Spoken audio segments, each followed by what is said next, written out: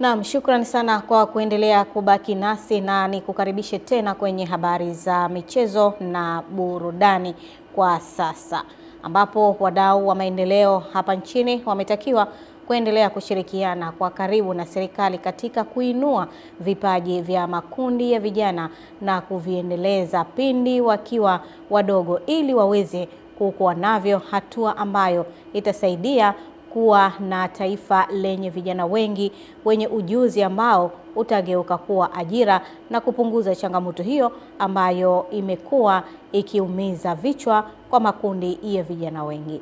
Taarifa zaidi na Joseph Ndau. Ni bonanza la michezo la kuibua vipaji mbalimbali kwa vijana zaidi ya 400 lililoandaliwa na Kituo cha Maendeleo ya Mtoto na Kijana la Madi Baptisti kwa kushirikiana na shirika la Compassion International Tanzania. Sisi na vipaji vyetu tutaweza kusaidia familia zetu. Tunaiomba serikali itupatie vifaa vya michezo. Petro Rugwisha ni mratibu wa kituo cha Lamadi Baptisti. Anasema kwa kutambua changamoto ya ajira, wameona ni vyema kuanzisha programu maalum ya kuibua vipaji kwa makundi ya vijana kama mkakati wa kuandaa vijana kupitia vipaji vyao kukabiliana na changamoto hiyo. Michezo hii inayoendelea mahali hapa ni michezo ambayo ni moja kwa moja inalenga kuibua vipaji na vipawa vya wao watoto, lakini vile vile tuweze kuvisaidia sasa vile vipaji na vipawa kufikia yale malengo yake. Mfano leo hii tumeiona Taifa Stars under 17.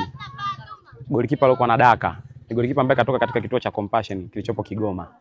Sasa vitu kama hivi ndio maana tunaomba support kubwa, kwa sababu tunaamini vipaji vipo na vinaweza kuleta tija kubwa sana katika michezo lakini pia katika taifa letu. Akifungua bonanza hilo lilofanyika katika viwanja vya shule ya msingi Lamadi, afisa maendeleo ya michezo wilaya Busega Maklina Ngitu amesisitiza juu ya umuhimu wa vijana kutumia vipaji vyao kama sehemu ya ajira, huku akitoa wito kwa wadau wa maendeleo kuendelea kuwekeza kwenye sekta ya michezo. Ni wasii wadau kupitia miradi mbalimbali, kupitia program mbalimbali kwa waweze kuja kwa pamoja, tuimarishe michezo, tuwapatie vijana ajira kupitia michezo. Hata hivyo, katika bonanza hilo la michezo, kampeni ya malezi na ulinzi kwa mtoto na kijana haikuachwa nyuma ili kuhakikisha kundi hilo linatimiza ndoto zake. Watoto wanapaswa kulindwa na kuheshimiwa na kujaliwa katika jamii. Joseph Ndau, Channel 10.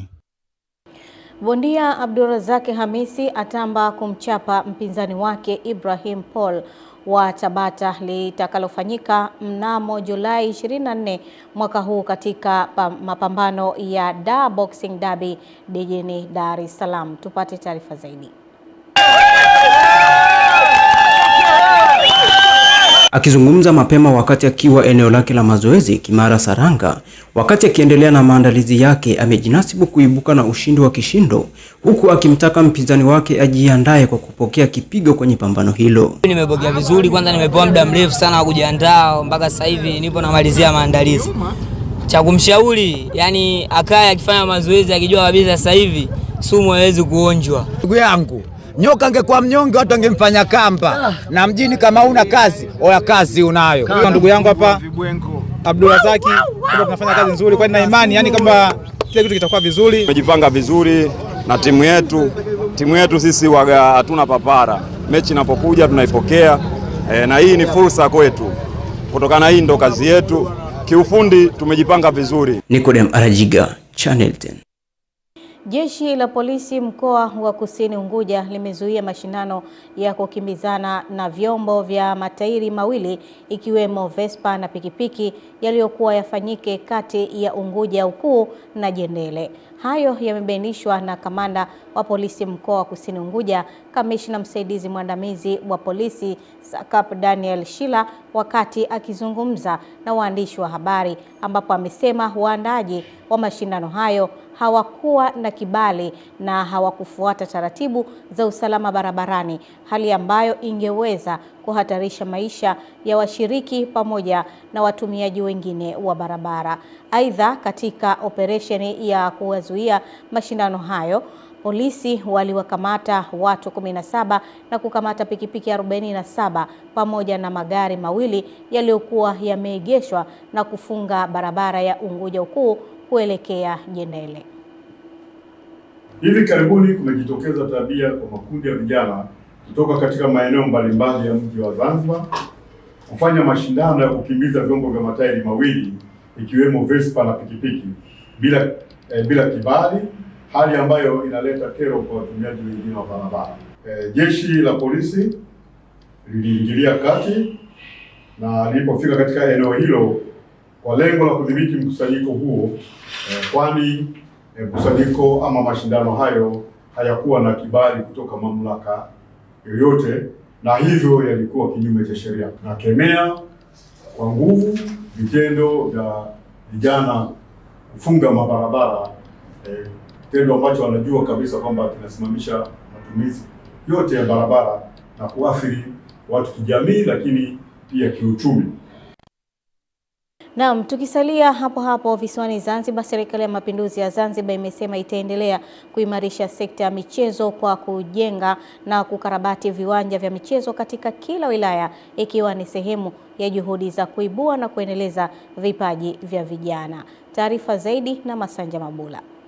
Kauli hiyo imetolewa na Naibu Waziri wa Habari, Sanaa, Utamaduni na Michezo Ali Abdul Ghulam Hussein wakati akizungumza katika bonanza la michezo la Beka Bonanza Day lililofanyika katika viwanja vya Wawi Mtega, wilaya Chake Chake, liloandaliwa na mwakilishi wa jimbo la Wawi Bakari Hamadi Bakari. Mheshimiwa Rais Dr. Hussein Ali Hassan Mwinyi, dhamira yake ni kuibadilisha Zanzibar katika eneo la michezo, kuifanya kama ni senta ya kuibua vipaji.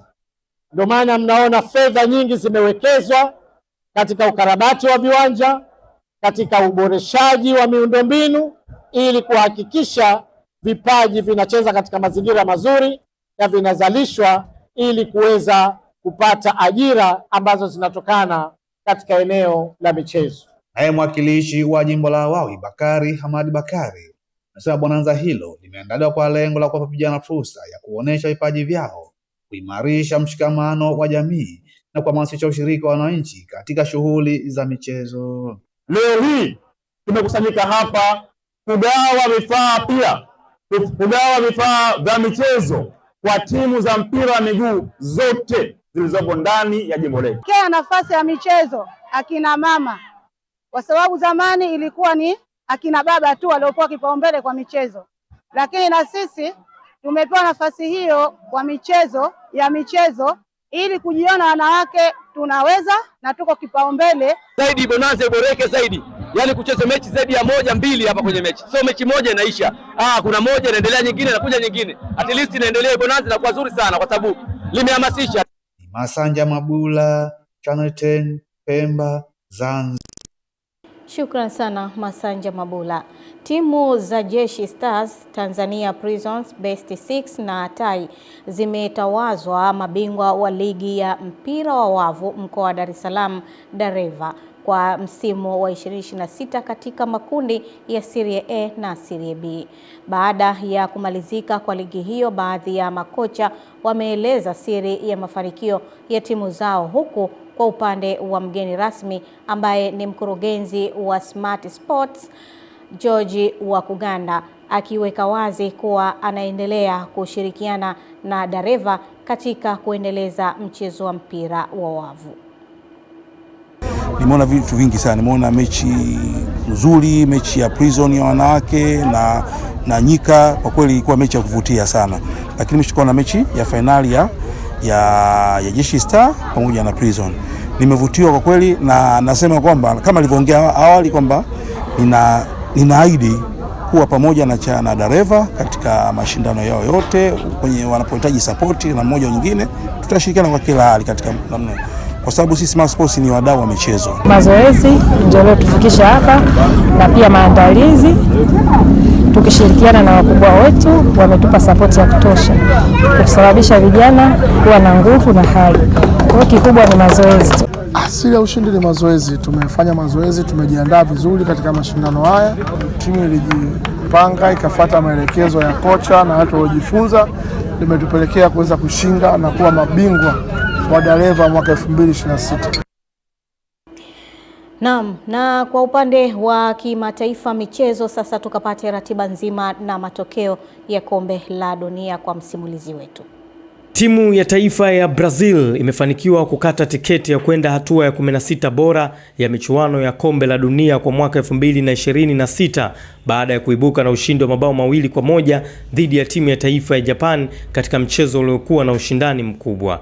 Japan, maarufu kama Blue Samurai, walikuwa wa kwanza kupata bao kupitia kwa Kaishu Sano, lakini mabadiliko ya kiufundi yaliyofanywa na kocha Carlo Ancelotti yalibadilisha Brazil kipindi cha pili, ambapo Casemiro alisawazisha kabla Gabriel Martinelli kufunga bao la ushindi dakika za nyongeza na kuwapeleka Los Canarinhas hatua inayofuata. Katika mchezo mwingine, timu ya taifa ya Paraguay wameushangaza ulimwengu baada ya kuwaondoa mabingwa mara 4 wa dunia timu ya taifa ya Ujerumani kwa mikwaju ya penalti 4-3 kufuatia sare ya bao 1-1 ndani ya dakika 120. Ujerumani walitawala umiliki wa mpira na kutengeneza nafasi nyingi, lakini Paraguay walionyesha nidhamu kubwa ya kiulinzi na utulivu kwenye upigaji wa penalti. Nao vigogo wa Afrika, timu ya taifa ya Morocco, wameendelea kuandika historia baada ya kuwaondoa Uholanzi kwa ushindi wa penalti 3-2 kufuatia sare ya bao 1-1 ndani ya dakika 120. Morocco waliendelea kuonyesha uimara wao wa kujilinda na uwezo wa kucheza kwa nidhamu kubwa, jambo lililowapa nafasi ya kufuzu hatua inayofuata. Michuano hiyo itaendelea leo kwa michezo mingine ya hatua ya 32 bora, ambapo tembo wa Ivory Coast itamenyana na Norway, huku mabingwa mara 2 wa dunia Ufaransa watavaana na Sweden na wenyeji Mexico wakikabiliana na Ecuador katika mechi zitakazoamua timu zitakazoungana na Brazil, Paraguay na Morocco katika hatua ya 16 bora. Ken Malila, Channel 10 Michezo. Sana Ken Malila kwa taarifa hizo kwa upande wa kimataifa michezo, na ndivyo ambavyo tunatamatisha kwa upande wa habari za michezo na burudani.